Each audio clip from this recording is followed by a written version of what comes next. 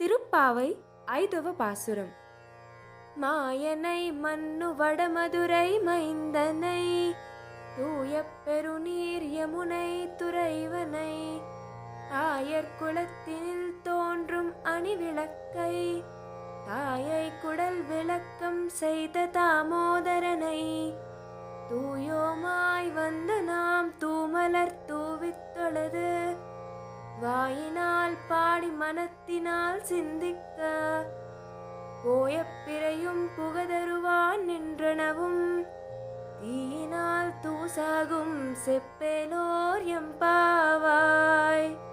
భావము: ఆశ్చర్యమగు చేష్టలు కలిగినవాడు నిత్యము భగవత్ సంబంధము గల ఉత్తర దేశమందలి మధురానగిరికి నిర్వకుడును, పవిత్రమైన జలము గల యమునా నది రేవు తనకు గుర్తుగా కలవాడును, గోపవంశమున ప్రకాశించిన మంగళ దీపము అయినవాడును, యశోదామాతచే తాడుతో బంధింపబడిన శ్రీకృష్ణునికి పవిత్రమైన పుష్పాలతో నమస్కరించి మనసారా కీర్తించి ధ్యానించి మన పూర్వ సంచిత పాపరాశియు ఆగామి పాపరాశియు అగ్నిలో పడిన దూదివలే భస్మమైపోవును.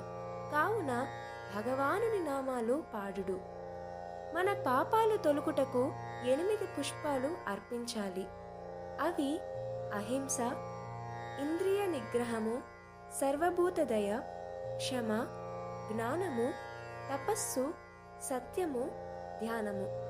ఇవి విష్ణు ప్రీతికరమైన పుష్పాలు. వీటితో పూజించి మంచి పాటలతో కీర్తించిన భగవంతుని కృప పొందవచ్చు అని భావము. అవతారిక: కర్మ సందోహము మోక్షప్రాప్తికి ప్రతిబంధకము కదా. అనేక జన్మలను పొందుటకి కర్మలే కారణాలు. కావున వీనిని నిర్మూలించక తప్పదు. అది ఎట్లనా? భగవద్ ధ్యానము, భగవత్ సేవ, భగవత్ సంకీర్తనములే కర్మను పోగొట్టుకొనుటకు సులభత మార్గములని గోదాదేవి సూచించుచున్నది. చాలా అందమైనది. అందాలకు మూలకందమనాలంటే సంస్కృతంలో దాన్ని క్రిష్ నా అంటారు. క్రిష్ అంటే చాలా, నా అంటే ఆనందం. ఆనందింపచేయు తత్వము అయితే రామ రమయతి అని అంటారు. కృష్ణ అనగానే ఒక మనిషి అనుకోకూడదు, అది ఒక తత్వం అని జ్ఞాపకం పెట్టుకోవాలి. అర్జునుడు అలాగే అనుకున్నాడు. కృష్ణుడి విశ్వరూపం చూశాకే అర్థమైంది ఆయనంటే ఏమిటో. అంతటా వ్యాపించిన ఈ తత్వం మన కోసం మనం ఏర్పరిచిన రూపాన్ని, మనం పెట్టిన పేరుని తనదిగా చేసుకోగలదు. ఆ ఎదురుగుండా కనిపించేదాన్ని మనం విశ్వసించగలిగితే చాలు. ఇదే కృష్ణుడు, ఇదే తత్వమని గుర్తించు. అప్పుడు మనకు ఓయ్ అని పలుకుతుంది. అది గుర్తించకపోతే మనం ఎక్కడికి వెళ్ళినా వృధాయే. ఈ గుర్తింపు కలిగితే చాలు, మనం ఉన్న చోటే చాలు. అందుకే నివృత్త రాగస్య గృహం తపోవనం. నీ లోపల అహంకారం తగ్గితే, బాహిరమైన వస్తువుల తత్వం తెలిస్తే అప్పుడు గృహమే ఒక తపోవనం అవుతుంది. నీ జీవితమే ఒక తపస్సు అవుతుంది. ఇలా ఇంటిలో చూడటానికి వీలయ్యేట్టుగా ఒక రూపం పెట్టుకో. ఆ రూపం నీ దృష్టిని ఆకర్షించేట్టుగా ఉండాలి.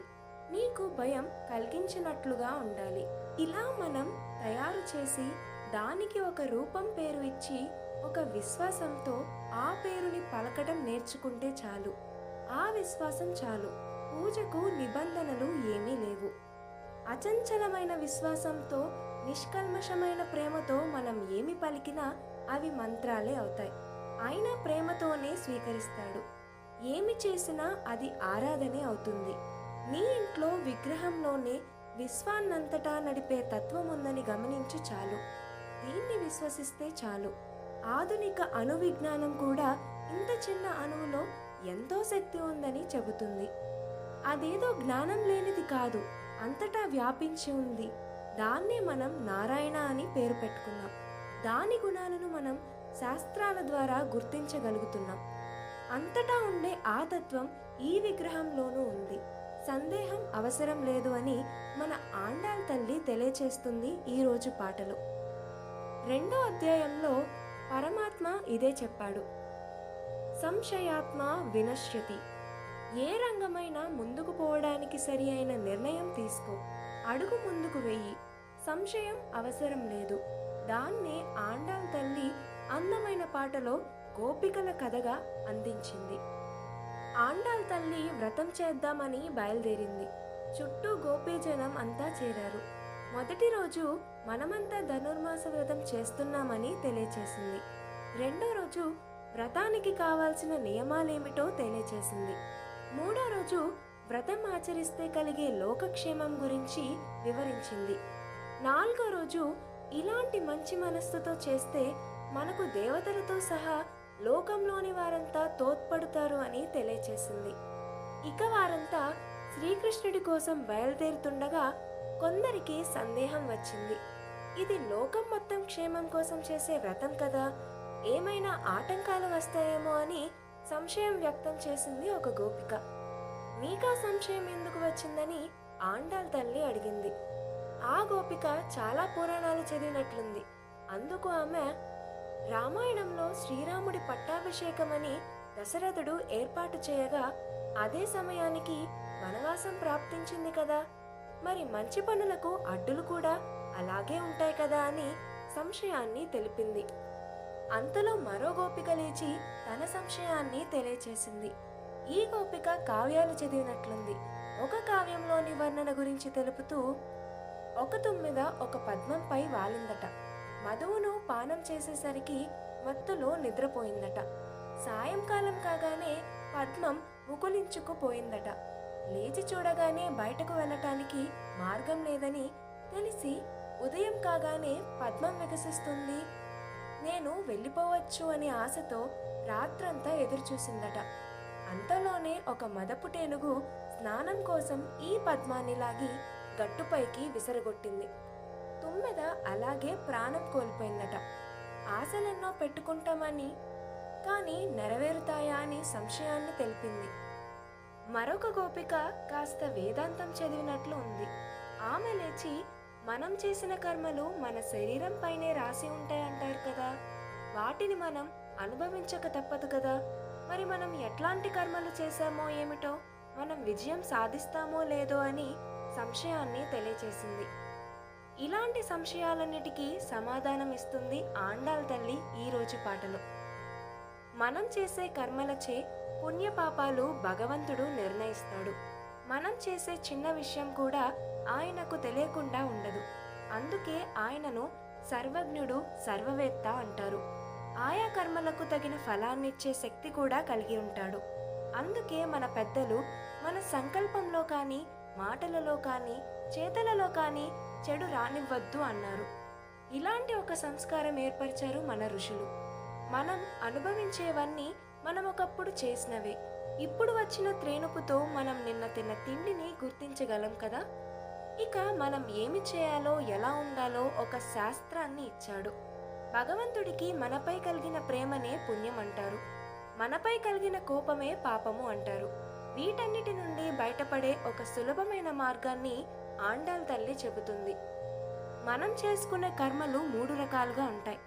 అవి సంచితములు, ఆగామి, ప్రారబ్ధం అని అంటారు. ఇది వరకు మనం చేసుకున్న వాటిని సంచితములని, ఇప్పుడు శరీరంగా అనుభవిస్తున్న వాటిని ప్రారబ్ధమని, ఇప్పుడు చేస్తున్నవి భవిష్యత్తులో అనుభవించేవి కనుక వాటిని ఆగామి అని అంటారు.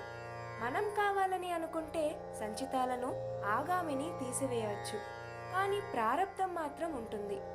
భగవంతునికి శరణాగతి చేస్తే ప్రాచీన కర్మలను తుడిచివేస్తాడు.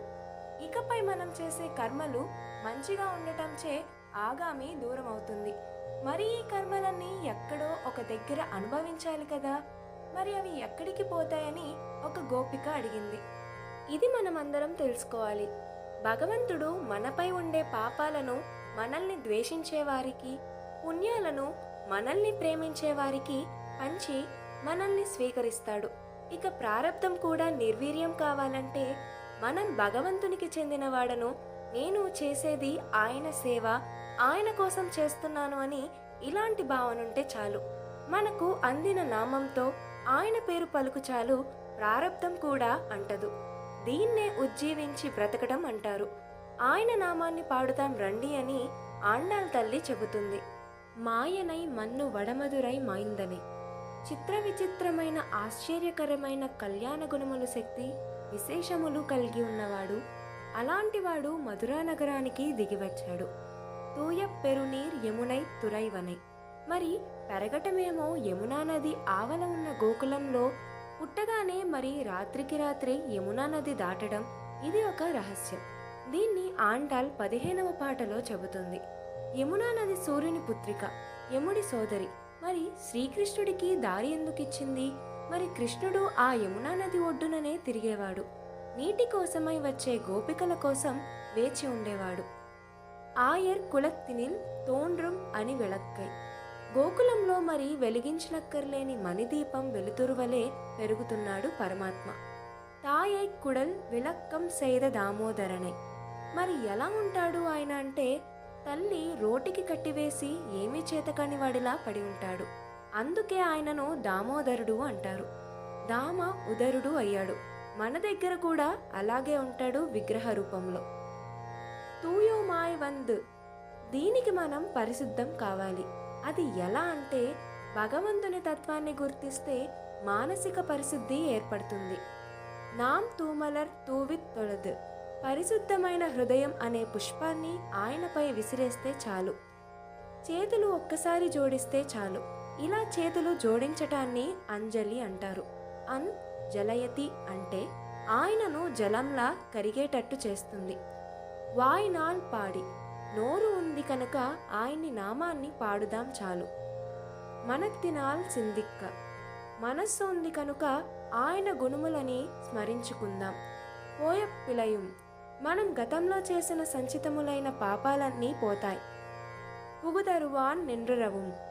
ఇక రాబోయే ఆగామి తీయనిల్ తూసాగం మనకు అంటకుండా ఉంటుంది. సెప్. ఆయన నామాన్ని చెప్పు. ఈ పాటలో ఆండాల్ మాయానై, మన్నువడ మధురై, దామోదర అని ఇలా కొన్ని నామాల్ని తెలిపింది. ఏవిబి సుబ్బారావు గారి ఆధ్యాత్మిక బృందం వారి సౌజన్యంతో లాస్యప్రియ.